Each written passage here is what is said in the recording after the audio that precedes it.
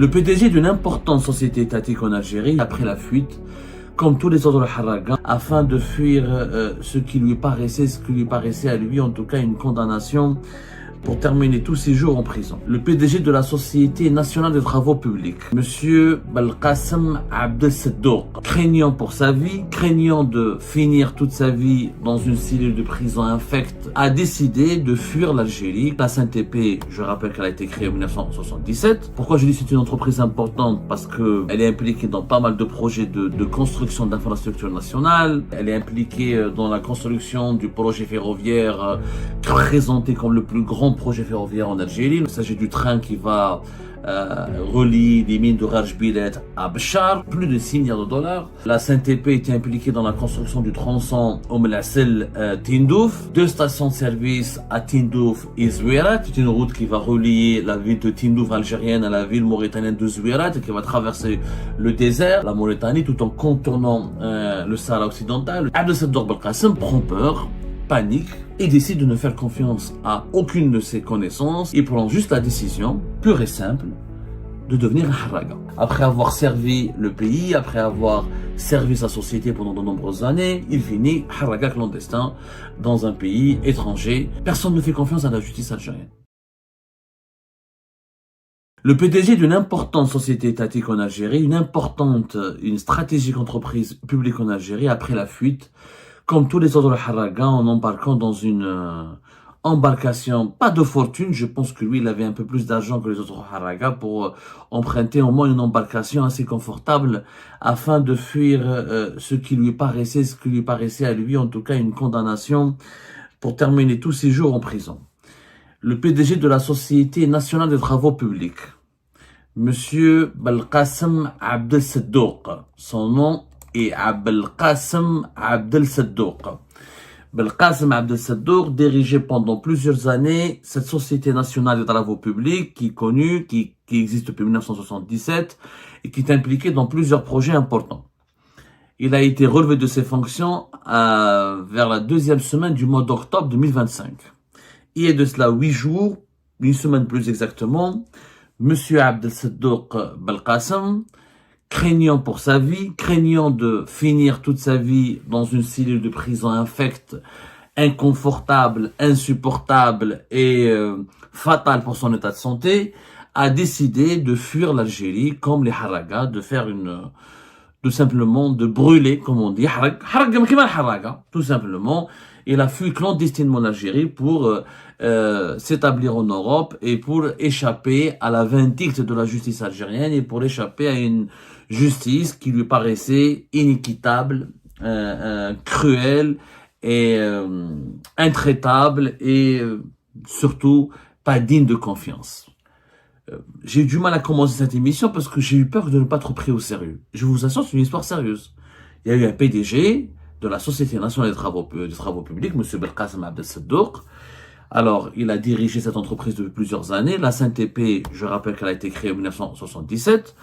Pourquoi je dis que c'est une entreprise importante? Parce que elle opère dans le secteur des travaux publics, le génie civil, elle est impliquée dans pas mal de projets de construction d'infrastructures nationales.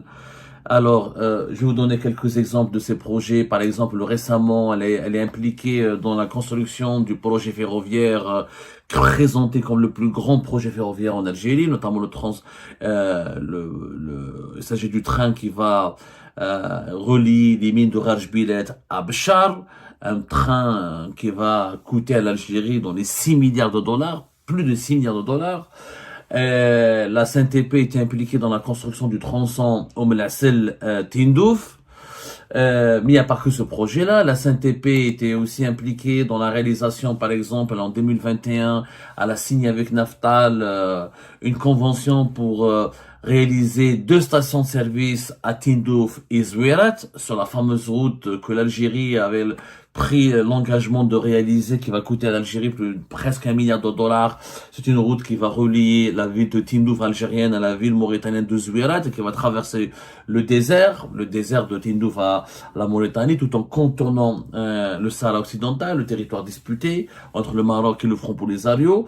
Et l'objectif de cette route, rappelez-vous, était de permettre aux entreprises algériennes et aux entreprises mauritaniennes de faire du commerce et de améliorer la connectivité logistique entre l'Algérie et la Mauritanie. Cette route a été, c'est une route, je crois, de plus de 700 kilomètres, quand même, mine de rien. Elle va coûter à l'Algérie plus exactement presque $1 milliard.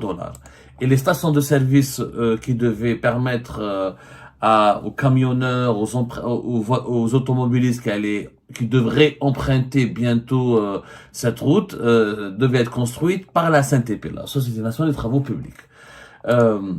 C'est une société stratégique aussi, elle est impliquée dans des projets assez prestigieux. Par exemple, elle était impliquée dans la réalisation des travaux, des équipements en VRD du stade de Douira, qui a été inauguré récemment.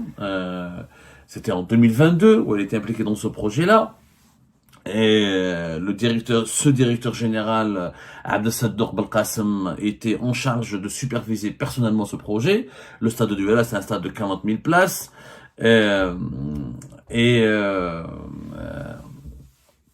Tous les travaux d'un certain équipement qui s'appelle VRD ont été confiés à la Société nationale des travaux publics. D'autres projets sont nombreux. C'est une société étatique assez importante. Elle était impliquée dans la construction du siège du ministère du Commerce. Elle était impliquée dans Rajbilet, on en a parlé. À chaque fois qu'il y a un projet d'infrastructure nationale structurant, important, stratégique, la SNTP, elle joue un rôle. Ou elle est sous-traitant, ou elle prend une partie, ou elle est, comment dirais-je, uniquement partenaire, mais elle est toujours présente. C'est une entreprise vraiment assez importante, vraiment. Par exemple, pour le stade de Douala, le VRD, c'est tout ce qui est lié à la voirie, aux divers réseaux nécessaires pour l'assainissement, etc. Et c'est quand même des équipements importants. Où elle réalise une partie des infrastructures, où elle réalise des équipements publics importants pour le fonctionnement et la mise en service de ces infrastructures, où elle réalise des tronçons, où elle prend en charge des tronçons ou des tranches, ou une partie importante des infrastructures publiques que l'Algérie doit réaliser.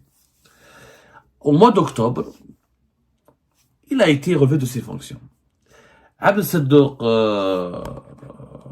Belkacem, disons qu'il a ses connaissances au sein des services de sécurité. Et ses connaissances, ses amis au sein de la police nationale, au sein de la DGSN, la Direction générale de la sécurité nationale, lui ont communiqué, lui ont fait parvenir l'information.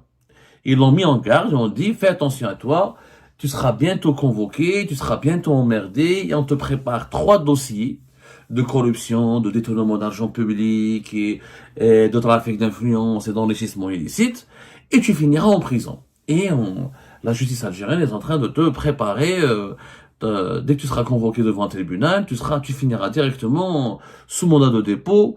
Ensuite, bon courage, personne ne saura si un jour tu reverras la lumière.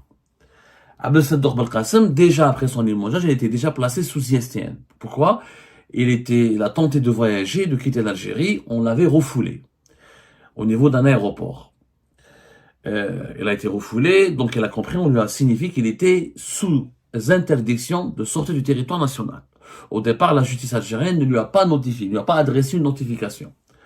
Donc, Abdelsador Belkacem, depuis son limogeage, octobre, novembre, dès le début du mois, non, vers la fin du mois de novembre, un mois après son limogeage, il voit qu'il est frappé d'une ISTN, qu'il n'a pas reçu une notification judiciaire, qu'il n'a pas été entendu correctement, et ses amis au sein de la police lui disent, voilà, t'es le prochain sur la liste, tu feras partie de ces managers des entreprises étatiques qui ont été déjà inquiétés, qui ont été déjà incarcérés, souvent arbitrairement ou expéditivement au cours de procédures expéditives où les droits de la défense ou de la présomption d'innocence, les droits de la défense ont été bafoués, la présomption d'innocence a été bafouée. Abdelsador Belkacem prend peur, panique et décide de ne faire confiance à aucune de ses connaissances et décide de ne faire ni intervention, ni demander une protection. Il prend juste la décision, pure et simple, de devenir un harraga.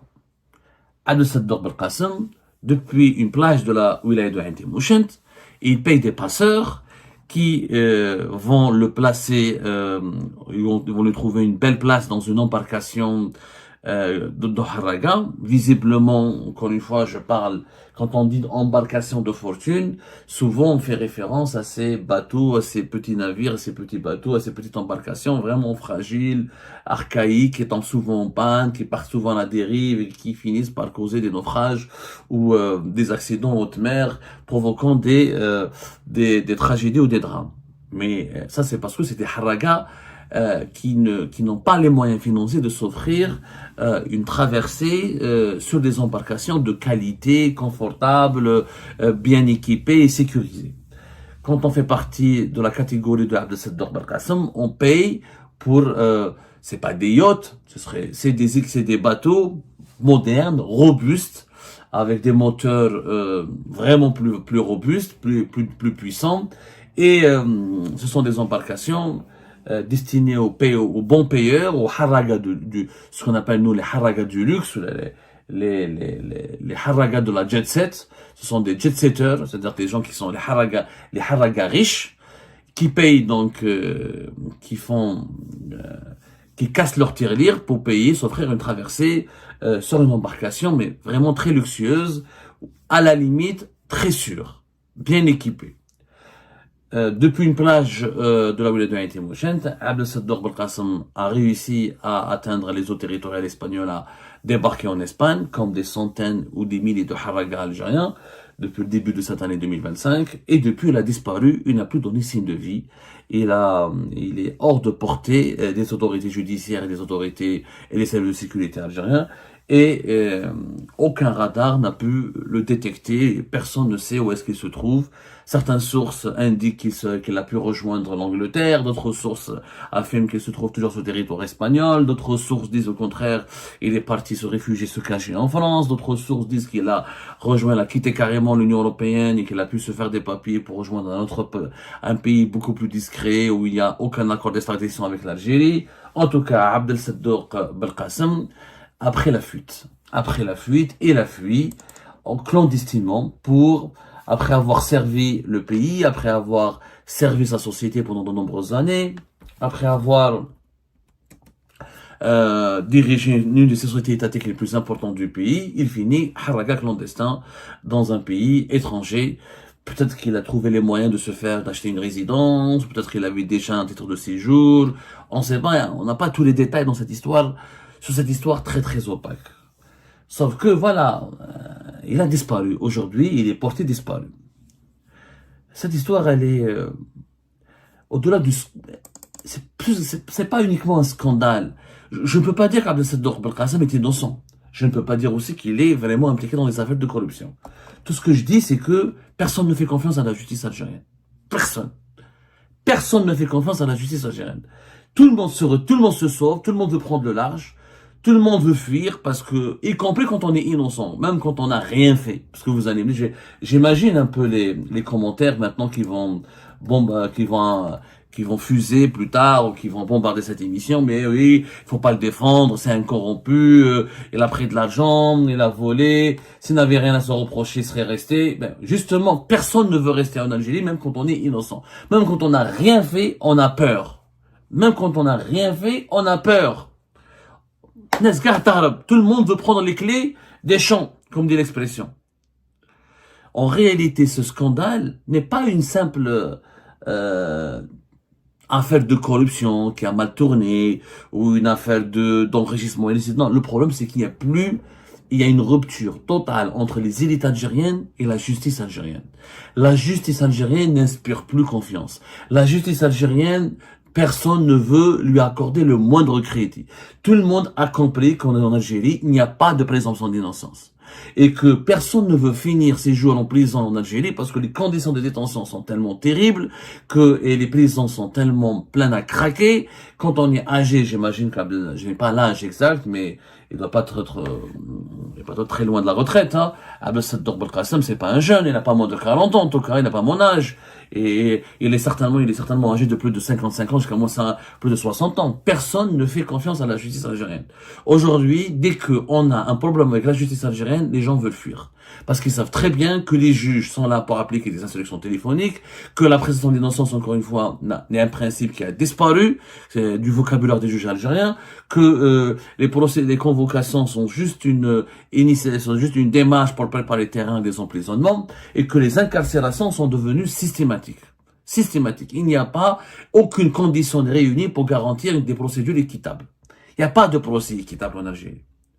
La justice, elle ne fait que elle est devenue qu'une salle d'attente pour envoyer les gens vers la prison. C'est ça la justice en Algérie. C'est des hangars de transit. Les tribunaux en Algérie, ce sont des zones de transit vers la prison. Les juges ne vous écoutent même pas. Oui, voilà, on a reçu l'appel, vous êtes Abdelkassem Seddo, vous êtes, ok, je vérifie ce qui a été dit au téléphone, etc. Ah, je dois vous emprisonner, armée al-habs. C'est aussi simple que ça. On a demandé à emprisonner Abdelkader Belkacem, on l'envoie en prison. Et ça, malheureusement, la majorité des managers et des cadres dirigeants des entreprises algériennes, privées comme publiques, ont compris qu'ils n'ont aucune chance face à l'appareil judiciaire algérien. Que l'appareil judiciaire algérien est une machine, une broyeuse. Une broyeuse, c'est-à-dire une machine qui va les écraser, les broyer, les broyer, mettre les faire au moelle, les massacrer. Vous voulez des PDG harbo, comme des haragas, des managers, parce que la justice algérienne, encore une fois, elle n'est plus digne de confiance. Personne ne veut finir en prison. Moi, je dis pas encore qu'il est innocent. Je sais pas s'il est innocent. Mais je suis pas en train de dire qu'il n'a rien fait de mal, qu'il est tout miel, tout sucre. Je n'ai pas la preuve. Mais je n'ai pas la preuve du contraire. Je n'ai pas la preuve de sa culpabilité. Je n'ai pas la preuve de son implication dans les affaires de corruption. Je ne peux pas lui imputer une quelconque responsabilité tant qu'il n'y a pas une enquête transparente et rigoureuse. Justement, il ne peut pas y avoir d'enquête transparente et rigoureuse avec l'appareil judiciaire algérien, qui est un appareil téléphonique. Aujourd'hui, le seul appareil qui fonctionne au sein de la justice algérienne, c'est le fax et le téléphone. C'est une institution de retransmission d'instructions téléphoniques et dont le but premier est d'emprisonner le maximum d'individus pour remplir les prisons, pour faire du chiffre et pour dire ah voilà nous sommes efficaces, nous mettons en prison, nous luttons contre la corruption. Alors, il n'y a aucune lutte contre la corruption. La lutte contre la corruption, c'est pas remplir les prisons. La lutte contre la corruption, c'est justement de faire des enquêtes sérieuses, intelligibles, raisonnables, rationnelles, sur des faits véridiques pour dévoiler le véritable chaîne de responsabilité dans le vol, le détournement et la dilapidation de l'argent public ou des richesses nationales. C'est pas emprisonner à tort et à travers. Mais face à une justice qui emprisonne à tort et à travers, les gens préfèrent déguerpir. Ils préfèrent fuir. Même quand on est innocent, quand on n'a rien à se faire reprocher, on a peur. En réalité, aujourd'hui, la justice algérienne, rien qu'en évoquant son nom, on a peur, on a la chair de poule. Elle sème la terreur. Elle sème la terreur. C'est un instrument pour terroriser la population. Du coup, tout le monde va fuir. Tout le monde personne ne veut ne veut se retrouver en face d'un juge algérien. Parce que le juge algérien ne comprend pas. Il ne vous écoute pas. Il n'applique pas des lois, il n'applique pas des procédures, il applique des instructions et un agenda qui lui a été dicté d'en haut pour des besoins politiciens, pour des besoins de règlement de compte. Donc personne ne veut avoir affaire à la justice algérienne. Avec le résultat.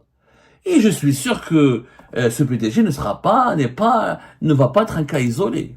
Abdelkader Belkacem va certainement inspirer d'autres managers, d'autres cas dirigeants qui vont faire la même chose. Ils vont se dire, bah, nous aussi, on va pas faire, il y a pas de justice, il y a pas de présomption d'innocence, il y a aucune chance pour avoir un procès équitable.